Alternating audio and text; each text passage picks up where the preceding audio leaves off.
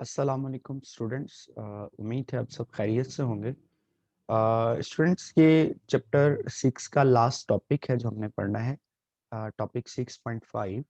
और ये जो टॉपिक है बेटा, ये कोरोजन से मुतालिक है और ये बड़ा इम्पोर्टेंट टॉपिक है। ये अक्सर लॉन्ग क्वेश्चन में आता है कि डिस्कस कोरोजन। तो बेटा डिस्कस करते हैं कि कोरोजन क्या चीज़ होती है। तो कोरोजन क्या है जी? Any process of chemical decay of metal due to the action of the surrounding medium is called corrosion. तो बेटा एटमॉस्फेयर के एक्शन की वजह से मेटल्स जो होती हैं, आपको पता है मेटल्स की डिकेइंग होती है। अगर मेटल एटमॉस्फेयर के अंदर पड़ी रहे तो with the passage of time metal जो होती है उसकी रस्टिंग शुरू हो जाती है, मेटल कोरोड होना शुरू हो जाती है, वो खत्म होना शुरू हो जाती है। इस प्रोसेस को कोरोजन कहते हैं कि decay of metal, any chemical decay of metal. तो chemical decay of metals due to the action of surrounding medium. Surrounding medium क्या मतलब? एटमॉस्फेयर की वजह से, एटमॉस्फेयर के एक्शन की वजह से मेटल्स की जो डिकेइंग होती है, उनका जो टूट फूट का शिकार होना होता है, उसको हम कहते हैं कि ये कोरोजन है।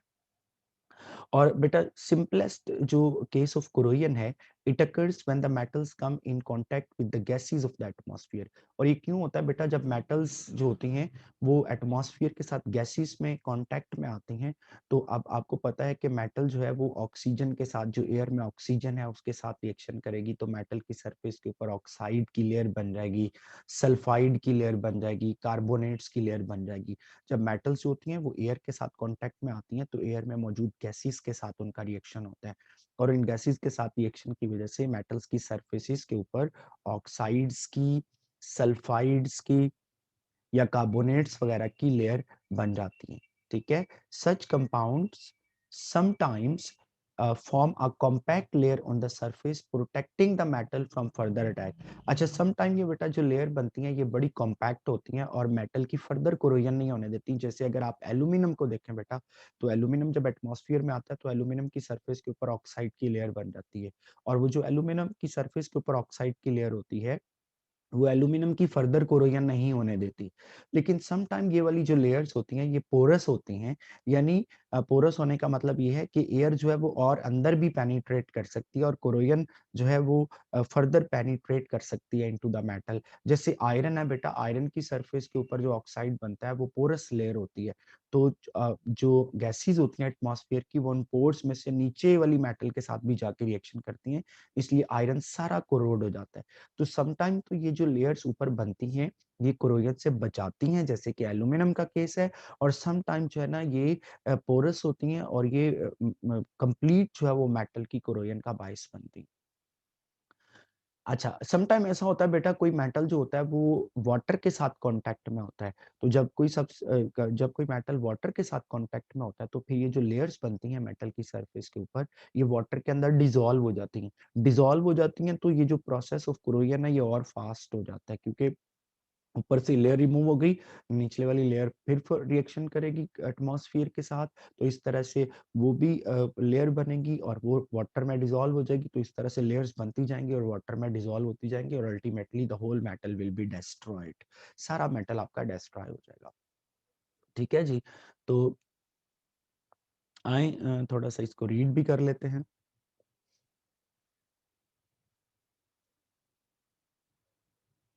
So the simplest case of corrosion occur when metals come in contact with the atmosphere, with the gases of the atmosphere. The surface of metal become coated with the compounds such as oxide, sulfide, and carbonate. Such compounds sometimes form a compact layer on the surface protecting the metal from further attack. The case would be different when the metal is in contact with water. The compound formed in this case may dissolve in water, allowing the corrosion to penetrate further into the metal. Beside dissolving the compound, water also promote electrochemical process, which is one of the main causes of rapid corrosion. इसके अलावा बेटा water क्या करता है?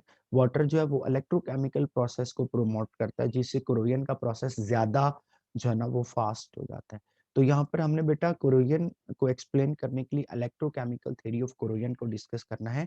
Electrochemical theory of corrosion, बेटा electrochemical theory of corrosion के मुताबिक बेटा कोई भी जब मेटल्स जो होते हैं ना, मेटल्स जब प्योर स्टेट में होते हैं तो मेटल की कोरोजन नहीं होती। इवन अगर आयरन भी बिल्कुल प्योर फॉर्म में हो तो उसकी कोरोजन नहीं होगी। इलेक्ट्रोकेमिकल थ्योरी ये कहती है कि मेटल्स के अंदर जो इम्प्योरिटीज होती हैं वो मेटल की कोरोजन के प्रोसेस को स्पीड अप करती हैं। ठीक है, वो मेटल की कोरोजन के प्रोसेस को स्पीड अप कैसे करती हैं, इसको समझने के लिए हम आगे एक एग्जांपल डिस्कस करेंगे। सो लेट अस सी कि what electrochemical theory tells you. Electrochemical theory कहती है कि pure metals are not easily corroded. ठीक है, प्योर मेटल आसानी से कोरोजन नहीं होती। Even iron hardly gets corroded, बल्कि आयरन की भी कोरोजन नहीं होती अगर ये कंप्लीटली प्योर हो। ठीक है, the impurities present in the metal promote corrosion. Metal के अंदर जो इम्प्योरिटीज होती हैं वो कोरोजन के प्रोसेस को स्पीड अप करती हैं। टू अंडरस्टैंड, अब ये अंडरस्टैंड करने के लिए कि why impurities accelerate the corrosion of metal, consider what happens when two different metals come in contact with one another in the moist air. तो इस बात को समझने के लिए कि कोरोजन कैसे स्पीड अप होती है, हम फर्ज करते हैं कि दो मेटल हैं और वो एक दूसरे के साथ कांटेक्ट में है और वो मॉइस्ट एयर के अंदर पड़ी हुई। ठीक है, और वो जो दो मेटल हैं उनमें से एक कॉपर है जी, और ये इस किसके साथ कांटेक्ट में है? एल्यूमीनियम के साथ। तो फर्ज कर ले हमारे पास दो मेटल हैं, एक कॉपर है, एक एल्यूमीनियम है, और ये दोनों एयर के साथ दोनों एक दूसरे के साथ कांटेक्ट में हैं और ये एटमॉस्फेयर के अंदर पड़ी हुई हैं।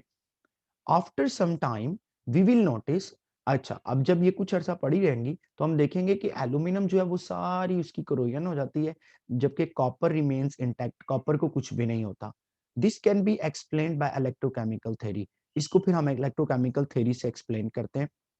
इलेक्ट्रोकेमिकल थ्योरी कहती है कि मॉइस्चर जो होता है ना, और कार्बन डाइऑक्साइड, ये कार्बन डाइऑक्साइड जो होती है ये मॉइस्चर के अंदर यानी पानी के अंदर हल होती है, कार्बोनिक एसिड बनता है। तो ये मॉइस्चर भी और ये कार्बोनिक एसिड भी ये आयोनाइज होते हैं। ठीक है, water ionises into hydrogen ion and hydroxide ion. Carbon dioxide dissolved in water forming carbonic acid, और कार्बोनिक एसिड भी आयोनाइज हो जाता है, और आयोनाइज होकर क्या बनाता है, देखें जी, ये आयोनाइज होकर बनाता है हाइड्रोजन आयन और बाइकार्बोनेट आयन। ये बेटा कार्बोनिक एसिड है, जब ये आयोनाइज होगा तो हाइड्रोजन आयन बनेंगे और बाइकार्बोनेट आयन बनेंगे। कॉपर एंड एल्यूमिनियम आर, अब ये जो कॉपर और एल्यूमिनियम है बेटा, they are in a sense immersed in the solution containing hydrogen hydroxide ion bicarbonate ion. अब बेटा जब एटमॉस्फेयर के अंदर दो मेटल पड़ी हुई है एल्यूमिनियम और कॉपर इन कांटेक्ट, तो एटमॉस्फेयर के अंदर हाइड्रोजन आयन भी मौजूद है, हाइड्रोक्साइड आयन भी मौजूद है, कार्बोनेट बाइकार्बोनेट आयन भी मौजूद है, और ये मेटल्स की सरफेस के ऊपर मौजूद है। आपको पता है मेटल की सरफेस के ऊपर रिजेस होते हैं, और उन रिजेस के ऊपर आप एटमॉस्फेयर के अंदर वाटर वेपर्स हर जगह पे मौजूद है, मेटल की सरफेस के ऊपर भी मौजूद है। और वो जो मेटल की सरफेस के ऊपर वाटर के मॉलिक्यूल हैं वो आयोनाइज होकर हाइड्रोजन आयन और हाइड्रोक्साइड आयन बना देते हैं, और कार्बोनिक एसिड जो है वो बाइकार्बोनेट और हाइड्रोजन आयन बना देते हैं। तो मेटल की सरफेस के ऊपर ये सारे आयन मौजूद है। अब बेटा जब मेटल की सरफेस के ऊपर ये सारे आयन मौजूद होंगे तो ये सारे आयन इलेक्ट्रोलाइट का काम करेंगे। ठीक है, इलेक्ट्रोलाइट क्या होता है? इलेक्ट्रोलाइट के अंदर आयन्स होते हैं। तो अब बेटा जब दो आप लोगों को याद होगा गैल्वानिक सेल आपने पढ़ा है फर्स्ट ईयर में, तो गैल्वानिक सेल बनाने के लिए बेटा तीन चीजों की जरूरत होती है, एनोड, कैथोड और इलेक्ट्रोलाइट। अब बेटा ये जो एटमॉस्फेयर के अंदर आयन है ये इलेक्ट्रोलाइट का काम कर रहे हैं, और ये जो दो मेटल है इन दो मेटल में से एक एनोड का काम करेगी एक कैथोड का काम करेगी, तो सेल बन जाएगा। तो जब बेटा सेल बन जाएगा तो सेल में तो रिएक्शन कंटिन्यूअसली होते रहते हैं, तो ये कंटिन्यूअसली रिएक्शन शुरू हो जाएंगे। तो इसलिए जो कोरोजन का प्रोसेस है that will become very fast. तो this forms a galvanic cell. इससे क्या होता है बेटा, इससे गैल्वानिक सेल बन जाता है इन विच एल्यूमिनियम रिलीजेस इलेक्ट्रॉन। अब आपको पता है बेटा जब गैल्वानिक सेल बनता है तो गैल्वानिक सेल में एक मेटल एनोड बन जाएगी एक कैथोड बन जाएगी। जो एनोड होगी बेटा, एनोड वो इलेक्ट्रॉन लूज करेगी, तो यहाँ पर एल्यूमिनियम और कॉपर कांटेक्ट में है तो एल्यूमिनियम इलेक्ट्रॉन लूज करेगी। जब एल्यूमिनियम के एटम बेटा इलेक्ट्रॉन लूज करेंगे तो ये एल्यूमिनियम 3 पॉजिटिव आयन में चेंज हो जाएंगे। ठीक है, तो बेटा जो इलेक्ट्रोड जो है, जो इलेक्ट्रोड इलेक्ट्रॉन लूज करता है वो पॉजिटिव इलेक्ट्रोड का काम करता है, और जो इलेक्ट्रोड जो है वो इलेक्ट्रॉन रिसीव करता है वो नेगेटिव इलेक्ट्रोड का। तो एल्यूमिनियम इलेक्ट्रॉन लूज करता है तो ये पॉजिटिव इलेक्ट्रोड बन जाएगा, और कॉपर जो है वो इलेक्ट्रॉन रिसीव करता है तो ये नेगेटिव इलेक्ट्रोड बन जाएगा। ठीक है, ये नीचे एग्जांपल में देखते हैं। ये डायग्राम जो है इस डायग्राम में देखते हैं ये किस तरह से होता है प्रोसेस। बेटा ये दो मेटल्स हैं इन कांटेक्ट हैं, ये जो आपको एक लॉन्ग वायर नजर आ रही है, ठीक है जी, ये वाली जो ये एक जो बड़ी सी स्ट्रिप पड़ी हुई है, ये कॉपर की स्ट्रिप है और ये उसके ऊपर एल्यूमीनियम पड़ा हुआ है। अब बेटा होता क्या है कि ये एल्यूमीनियम का एक एटम है फर्ज करें, तो यहाँ पर आपको पता है मेटल, ये दोनों मेटल एटमॉस्फेयर में पड़ी हुई हैं और एटमॉस्फेयर में इनकी सरफेस के ऊपर मॉइस्चर है। मॉइस्चर जो है वो आयोनाइज़ होकर हाइड्रोजन आयन, हाइड्रॉक्साइड आयन बनाता है। तो ये सारे आयन इन मेटल की सरफेस के ऊपर मौजूद हैं और 2 मेटल भी हैं। तो 2 मेटल भी हैं, आयंस भी हैं, तो इसका मतलब सेल बन जाएगा। एक मेटल एनोड का काम, एक कैथोड का काम करना शुरू कर देगी। तो यहाँ पर एनोड का काम कौन करेगा? ये एल्यूमीनियम के का इलेक्ट्रोड जो है वो एल्यूमीनियम मेटल है, एनोड का काम करना शुरू कर देगी। अब एल्यूमीनियम का एटम क्या करता है बेटा? ये 3 इलेक्ट्रॉन लूज़ करता है, तो एल्यूमीनियम आयन बन जाता है। ये एल्यूमीनियम आयन बन गया, ठीक है जी? ये एल्यूमीनियम आयन बन गया। ये इलेक्ट्रॉन जो थे ये एनोड से कहाँ पे चले जाते हैं? कैथोड पे, तो ये कॉपर के ऊपर आ जाएँगे इलेक्ट्रॉन। और कॉपर के ऊपर आकर क्या करेंगे? जब इलेक्ट्रॉन कॉपर के पे आएँगे तो कॉपर की सरफेस के ऊपर हाइड्रोजन आयन मौजूद हैं जो कि वाटर के आयनाइज़ेशन से आए हैं। तो ये हाइड्रोजन आयन क्या करेंगे? ये इलेक्ट्रॉन ले लेंगे और इलेक्ट्रॉन लेकर हाइड्रोजन के आयन जो है वो हाइड्रोजन एटम में चेंज हो जाएँगे। ठीक है जी? तो हाइड्रोजन के आयन जो हैं वो हाइड्रोजन एटम में चेंज हो जाएँगे। अच्छा, अब हाइड्रोजन के जो एटम है वो एक-दूसरे के साथ मिलकर हाइड्रोजन गैस बनाते जाएँगे। वे ये बेटा हाइड्रोजन आयन्स हैं। और ये हाइड्रोजन आयन क्या करेंगे? ये इलेक्ट्रॉन लेंगे जो कहाँ से आए? एल्यूमीनियम से और ये हाइड्रोजन एटम में चेंज हो जाएगा और हाइड्रोजन एटम मिलकर हाइड्रोजन गैस बनाते जाएँगे। अच्छा, जब हाइड्रोजन गैस बनती जाएगी और एल्यूमीनियम किसमें चेंज हो गया बेटा? एल्यूमीनियम आयन में। ये एल्यूमीनियम आयन क्या करेगा? ये हाइड्रॉक्साइड आयन को अपनी तरफ अट्रैक्ट करेगा। जब हाइड्रॉक्साइड आयन इसके पास आएँगे तो ये एल्यूमीनियम हाइड्रॉक्साइड बन जाएगा। ये बन जाएगा AlOH थ्राइस। अब बेटा एल्यूमीनियम किसमें चेंज हो गया? एल्यूमीनियम हाइड्रॉक्साइड में। तो अब एल्यूमीनियम एल्यूमीनियम नहीं रहा बल्कि एल्यूमीनियम हाइड्रॉक्साइड बन गया, यानी इसकी कोरोजन हो गई। कोरोजन यही होता है कि मेटल जो है वो मेटल नहीं रहता बल्कि मेटल जो है वो ऑक्साइड में चेंज हो गया या हाइड्रॉक्साइड में चेंज हो गया या कार्बोनेट में चेंज हो गया। तो आहिस्ता-आहिस्ता एल्यूमीनियम के सारे एटम एल्यूमीनियम हाइड्रॉक्साइड में चेंज हो जाएँगे, यानी कि एल्यूमीनियम एटम खत्म हो जाएगा, ठीक है? और कॉपर को कुछ भी नहीं होगा, वो इंटैक्ट रहेगा। तो इस तरह से एल्यूमीनियम की कोरोजन हो जाएगी, ठीक है जी? तो ये अब ये इलेक्ट्रोकेमिकल थ्योरी हमें बता रही है कि कोरोजन का प्रोसेस स्पीड अप कैसे होता है। तो स्पीड अप इस तरह से होता है कि गैल्वानिक सेल बन जाता है जब एटमॉस्फेयर में मेटल्स पड़ी होती हैं और मेटल के अंदर जो इम्प्योरिटी होती है, अगर बेटा मेटल के अंदर कोई और मेटल भी मौजूद है, तो फिर गैल्वानिक सेल बनेगा। अगर मेटल प्योर होता मतलब एल्यूमीनियम के साथ कॉपर ना होता तो फिर ये कोरोजन नहीं होती थी। अगर एल्यूमीनियम बिल्कुल प्योर होता तो ये कोरोजन नहीं होनी थी। तो ये जो एल्यूमीनियम और कॉपर है, जब ये कॉन्टैक्ट में आती हैं, 2 मेटल मौजूद होती हैं, तो फिर एक एनोड बन जाती है, एक कैथोड बन जाती है, फिर गैल्वानिक सेल बनता है और फिर कोरोजन का जो प्रोसेस है, वो स्पीड अप होता है। Anyways, aluminium ion attract hydroxide ions to form aluminium hydroxide. Aluminium के जो एटम है बेटा वो हाइड्रॉक्साइड आयन को अट्रैक्ट करते हैं, एल्यूमीनियम हाइड्रॉक्साइड बनता है। That is it starts dissolving और वो डिसॉल्व होना शुरू हो जाता है। The hydrogen ion present on copper receive electron and release hydrogen gas, वो हाइड्रोजन गैस में चेंज हो जाते हैं। In this way aluminium corrode rapidly, aluminium जो है वो तेजी से कोरोजन हो जाती है when in contact with copper, ठीक है, which is lower in electrochemical series. बेटा इलेक्ट्रोकेमिकल सीरीज में जो मेटल ऊपर होता है ना वो एनोड का काम करता है, जो नीचे होता है वो कैथोड का काम करता है। तो एल्यूमिनियम ऊपर है तो वो एनोड बन गया और जो चीज एनोड बनेगी उसकी कोरोजन हो जाएगी, जो कैथोड बनेगी वो इंटैक्ट रहेगी, यानी उसको कुछ नहीं होगा। From this, we can conclude that when an active metal aluminum is comes in contact with less active metal, जैसे कि कॉपर है, a galvanic cell is established. In this process, active metal corrode rapidly while the other remains intact. और दूसरे को कुछ नहीं होता, दूसरे मेटल को।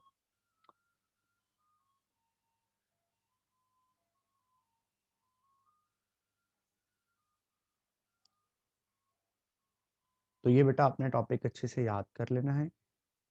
ये टॉपिक जो है आपका ये कोरोजन का यहाँ पे खत्म हुआ। आगे है प्रिवेंशन ऑफ कोरोजन। बेटा कोरोजन से हम प्रिवेंट कैसे कर सकते हैं, कोरोजन से बचा कैसे जा सकता है?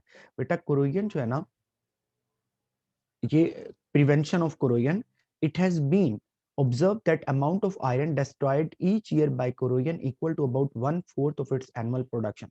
बेटा सालाना जितना आयरन बनता है ना, तो 1/4 उसमें से 4 में से 1 हिस्से आयरन जो है वो कोरोजन की वजह से डिस्ट्रॉय हो जाता है। तो इसलिए ये बड़ा ज़रूरी है कि हम कोरोजन को प्रिवेंट करें। It is therefore necessary to prevent such a damaging process and avoid this loss. Different methods are used to prevent corrosion. The simplest of them consists of protecting the surface of metal from coming in direct contact with the surrounding by coating with the oil, paint, varnish or enamel. It can also be prevented by alloying the metal or by coating the metal with a thin layer of another metal. अब बेटा चूंकि corrosion से बहुत ज्यादा नुकसान होता है, सालाना हमारा जितना आयरन बनाया जाता है उसका एक हिस्सा, 4 में से 1 हिस्से जो है वो कोरोजन की वजह से ज़ाया हो जाता है। तो ये एक बहुत ज़्यादा डैमेजिंग प्रोसेस है, इसको प्रिवेंट करना बड़ा ज़रूरी है। तो इसके लिए क्या क कर सकते हैं हम? एक सिंपल प्रोसेस ये है कि आप जो है वो मेटल की सरफेस के ऊपर क्या लगा दें, ऑयल लगा दें। जब बेटा मेटल की सरफेस के ऊपर आप पेंट कर देंगे, ऑयल लगा देंगे, वार्निश लगा देंगे तो मेटल का एयर के साथ कॉन्टैक्ट खत्म हो जाएगा। जब एयर के साथ बेटा एटमॉस्फेयर के साथ कॉन्टैक्ट खत्म हो जाएगा तो गैल्वानिक सेल नहीं बनेगा, क्योंकि गैल्वानिक सेल बनाने के लिए बेटा 2 मेटल चाहिए होते हैं। ठीक है? और आपको साथ में इलेक्ट्रोलाइट चाहिए होता है। अब मेटल 2 आयरन के अंदर अगर इम्प्योरिटी है तो 2 मेटल तो मौजूद हो गए। अब इलेक्ट्रोलाइट जो है वो आयन्स हैं, वो आयन्स कहाँ से आते हैं? एटमॉस्फेयर से। तो अगर आप एटमॉस्फेयर के साथ कॉन्टैक्ट ही मेटल का खत्म कर देंगे तो आयन्स मौजूद नहीं होंगे, तो इसलिए सेल नहीं बनेगा, तो वो कोरोजन स्टॉप हो जाएगी। तो एक तरीका ये है कि आप मेटल की सरफेस को क्या कर दें, उसकी कोटिंग कर दें, उसके ऊपर ऑयल लगा दें, वार्निश लगा दें ताकि उसका एटमॉस्फेयर के साथ कॉन्टैक्ट खत्म हो जाए। जब एटमॉस्फेयर से कॉन्टैक्ट खत्म हो जाएगा, तो फिर कोरोजन नहीं होगी। अच्छा, फिर बेटा कोरोजन से बचने का एक और तरीका है टिन प्लेटिंग, ठीक है? एक तरीका और क्या है? टिन प्लेटिंग और कोटिंग आयरन विथ टिन। तो अगर बेटा मेटल को हम टिन प्लेटिंग कर दें, ये भी इम्पोर्टेंट टॉपिक है बेटा, टिन प्लेटिंग क्या होती है? तो टिन प्लेटिंग करते कैसे हैं ये समझिएगा। The process of tin plating consist of dipping clean sheets of iron in a bath of molten tin. बेटा हम एक बाथ लेते हैं और उसमें मोल्टन टिन डाल लेते हैं और आयरन की क्लीन शीट्स लेकर उनको मोल्टन टिन बाथ के अंदर डिप करते हैं, वहां से निकालकर हॉट पेयर ऑफ रोलर्स के अंदर प्रेस करते हैं। तो आयरन के ऊपर जो है ना वो जो थिन लेयर होती है टिन की वो बन जाती है। Such plates are used in the manufacture of tin cans, oil container and other similar articles. Tin जो है ना, टिन की हमने कोटिंग क्यों की? टिन जो है ना बेटा ये एटमॉस्फेयर के साथ रिएक्शन नहीं करता। तो अगर हम आयरन के ऊपर टिन की एक थिन सी लेयर कोट कर देंगे, तो अब टिन चूँकि है वो एटमॉस्फेयर के साथ रिएक्शन नहीं करता, तो इसलिए जो है ना वो आयरन की कोरोजन नहीं होगी। The tin itself is very stable and protect the metal effectively as long as its coating on the iron is intact। बेटा ये एक्सरसाइज का एक शॉर्ट क्वेश्चन आ आगे, और ये बहुत इंपॉर्टेंट शॉर्ट क्वेश्चन है। एक्सरसाइज में शॉर्ट क्वेश्चन गिवन है और ये हम उसका आंसर डिस्कस करने लगे हैं। और वो कहता है कि अगर बेटा if the protective coating is damage, बेटा आयरन के ऊपर आपने टिन की कोटिंग की हुई है, टिन की प्लेटिंग की हुई है, अगर ये डैमेज हो गई फिर क्या होगा? फिर जब बेटा आयरन के ऊपर से टिन उतर जाएगा तो आयरन एटमॉस्फेयर के साथ कांटेक्ट में आ जाएगा। जब आयरन एटमॉस्फेयर के साथ कांटेक्ट में आ जाएगा, टिन पहले से ही एटमॉस्फेयर के साथ कांटेक्ट में है, तो अब क्या हो जाएगा? एटमॉस्फेयर में जो आयंस है वो इलेक्ट्रोलाइट का काम करेंगे, तो इस तरह से फिर वो सेल बन जाएगा। और जब सेल बन जाएगा तो फिर आपको पता है इलेक्ट्रोकेमिकल कोरोजन स्टार्ट हो जाएगी, बड़ी तेजी से कोरोजन होगी। तो if the protective coating is damage, then iron come in contact with moisture, galvanic cell is established in which tin act as cathode and iron as anode। अब iron anode बन जाएगा। बेटा जो चीज एनोड बनती है वो इलेक्ट्रॉन लूज करती है, तो आयरन इलेक्ट्रॉन लूज करेगा। The electron flow from iron to tin where they discharge hydrogen ion. और वो जो इलेक्ट्रॉन है बेटा वो टिन के ऊपर जाएंगे और वैसे ही हाइड्रोजन आयन को डिस्चार्ज करेंगे, जैसे हमने पढ़ा था कि एल्यूमिनियम से इलेक्ट्रॉन जाते हैं कॉपर पर और जाकर हाइड्रोजन को डिस्चार्ज करते हैं, यानी हाइड्रोजन आयन इलेक्ट्रॉन ले लेते हैं, हाइड्रोजन गैस बनाते हैं और हाइड्रोक्साइड आयन पीछे बच जाते हैं। वो हाइड्रोक्साइड आयन क्या करेंगे? वो आके आयरन के साथ रिएक्शन करके आयरन हाइड्रोक्साइड बना देंगे विच डिसॉल्व रैपिडली इन वाटर। तो इस तरह से आयरन व जो वो उसकी जो कोरोजन है वो बड़ी फास्ट हो जाएगी। तो from this we can conclude that plated iron gets rust more rapidly when the protective coating is damaged than non plated iron. ये बेटा एक्सरसाइज के शॉर्ट क्वेश्चन का आयरन है। शॉर्ट क्वेश्चन ये है कि जो डैमेज्ड टिन प्लेटेड आयरन होता है उसकी रस्टिंग ज्यादा फास्ट होती है। Damage tin plated iron get rusted quickly, why? तो ये उस क्वेश्चन का आंसर भी एक्सरसाइज के क्वेश्चन का। उसके बाद नेक्स्ट है जी गैल्वनाइजिंग। बेटा कोरोजन को रोकने का एक और तरीका है गैल्वनाइजिंग। गैल्वनाइजिंग क्या होती है? गैल्वनाइजिंग जो है ना वो क्या है galvanising is done by dipping clean sheet, iron sheet in zinc chloride bath. बेटा आयरन की शीट्स लेते हैं, उनको जिंक क्लोराइड में पहले डिप करते हैं और फिर इनको मोल्टन जिंक बाथ के अंदर डिप करते हैं, तो आयरन के ऊपर जिंक की लेयर बन जाती है। अच्छा, अब ये जो जिंक की लेयर है ना, ये बड़ी इंपॉर्टेंट है बेटा। अगर जिंक की लेयर डैमेज होगी ना, तो जिंक की लेयर डैमेज होगी तो आयरन को कुछ नहीं होगा। ऊपर हमने पढ़ा कि टिन की लेयर अगर आयरन के ऊपर से थोड़ी सी उतर जाए तो आयरन की रस्टिंग ज्यादा फास्ट हो जाती है। लेकिन अगर हमने आयरन के ऊपर जिंक की लेयर चढ़ाई हुई है, जिंक कोटिंग की हुई है, तो जिंक की लेयर अगर डैमेज होगी तो आयरन की रस्टिंग नहीं होगी, क्योंकि जब जिंक की लेयर डैमेज होगी, आयरन एटमॉस्फेयर के साथ कांटेक्ट में आएगा, गैल्वानिक सेल बनेगा। इस गैल्वानिक सेल में बेटा जिंक एनोड बनेगा, क्योंकि इलेक्ट्रोकेमिकल सीरीज में जिंक आयरन से ऊपर है। तो जो चीज एनोड बनती है उसकी रस्टिंग हो जाती है, तो जिंक की जो है ना वो रस्टिंग हो जाएगी, आयरन बच जाएगा। इसे कहते हैं बेटा sacrificial corrosion. The protective layer of zinc is damaged. A galvanic cell is established. In the presence of moisture, iron serve as cathode and zinc as anode. Electron flow from zinc to iron, as a result of which zinc decays. Zinc जो है ना बेटा उसकी decaying हो जाती है, iron intact रहता है, यानी उसको कुछ नहीं होता। This is called sacrificial corrosion. Sacrificial corrosion का मतलब होता है कि एक मेटल को हमने कुर्बान कर दिया है दूसरी मेटल को बचाने के लिए। तो यहाँ पे क्या हुआ है बेटा, जब हमने जिंक की कोटिंग करते हैं आयरन के ऊपर, तो अगर जिंक थोड़ा सा डैमेज होगा तो सेल बनेगा, और सेल जब बनेगा तो जिंक एनोड बनेगा, तो जिंक की ही डैमेज होगा।